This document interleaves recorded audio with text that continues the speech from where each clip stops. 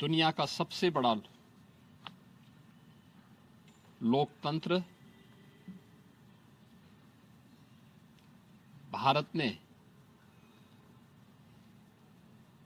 आज नए भारत का, विकसित भारत की संकल्पना के रोड मैप को लेकर के अपना नया बजट देशवासियों के सामने प्रस्तुत किया है। मैं सबसे पहले देश के यशस्वी प्रधानमंत्री आदरणीय श्री नरेंद्र मोदी जी के प्रति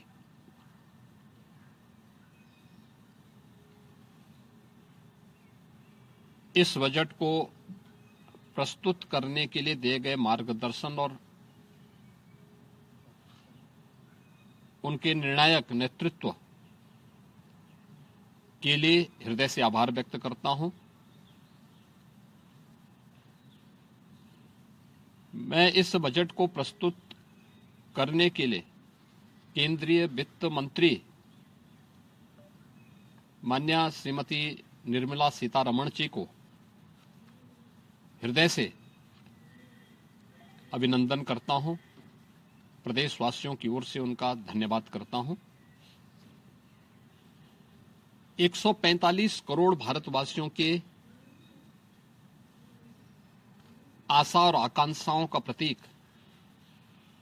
यह बजट है, जिसमें नए भारत और विकसित भारत की संकल्पना का दृष्टि स्पष्ट दिखाई देती है। 12 लाख करोड़ रुपए से अधिक की पूंजी कैपिटल एक्सपेंडिचर के लिए, एक सुदृढ़ इंफ्रास्ट्रक्चर के लिए बजट में प्रावधान करना,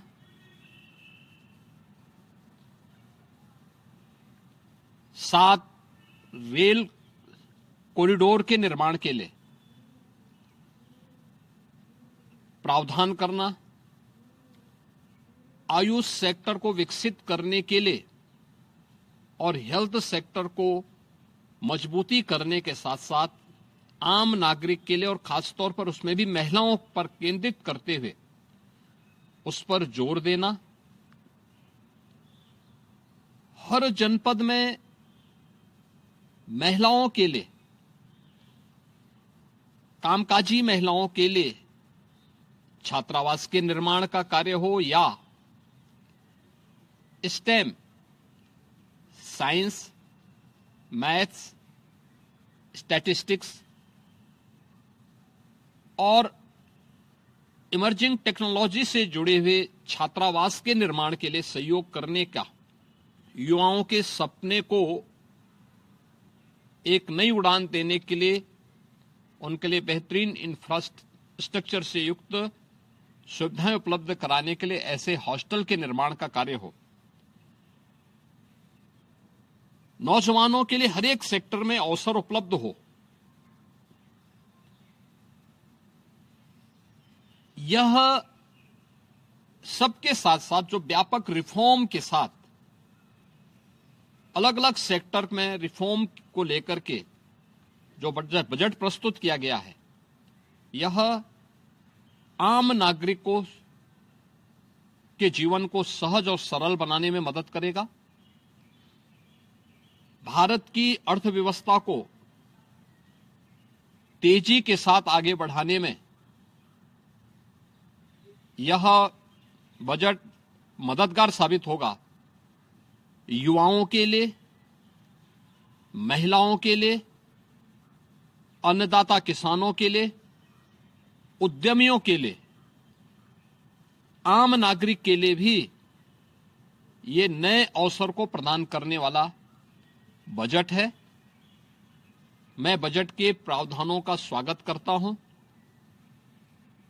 आम नागरिक के लिए, जिसने बजट के लिए जो बड़ी आशा भरी निगाहों से जो व्यक्ति देख रहा था, खासतौर पर मध्यम वर्गीय परिवार, गत वर्ष देश ने जीएसटी रिफॉर्म को देखा है,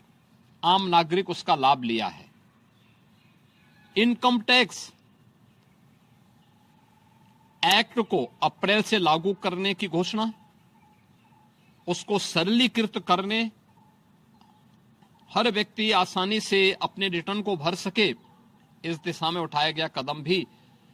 स्वागत योग्य है, जिससे अधिक से अधिक व्यक्ति इनकम टैक्स की तरफ आकर्षित होगा और इनकम टैक्स का अपना रिटर्न भरने के लिए आकर्षित होकर के प्रवर्तमान नेशनल बिल्डिंग के कार्यक्रम में वह भी अपना योगदान दे सके। इस दृष्टि से यह अत्यंत महत्वपूर्ण कदम है। मैं कह सकता हूं कि यह बजट समाज के प्रत्येक तबके को, युवा हो, महिलाएं हो, अन्नदाता किसान हो, उद्यमी हो, इन सब को ध्यान में रख करके बनाया गया नए भारत का, विकसित भारत की तरफ अग्रसर हो रहे भारत का एक स्थिर लेकिन तेज गति से बढ़ने वाली अर्थव्यवस्था के रूप में प्रस्तुत करने वाला एक बजट है। मैं इस बजट के सभी प्रावधानों का हृदय से स्वागत करता हूं। आदरणीय प्रधानमंत्री जी के प्रति आभार व्यक्त करता हूं। केंद्रीय वित्त मंत्री जी को इस बजट को प्रस्तुत करने के लिए, जो कर्तव्य भवन से प्रस्तुत किया गया पहला बजट है, इस बजट के लिए भी उनका हृदय से उन्हें बधाई देते हुए हृदय से धन्यवाद देता हूं।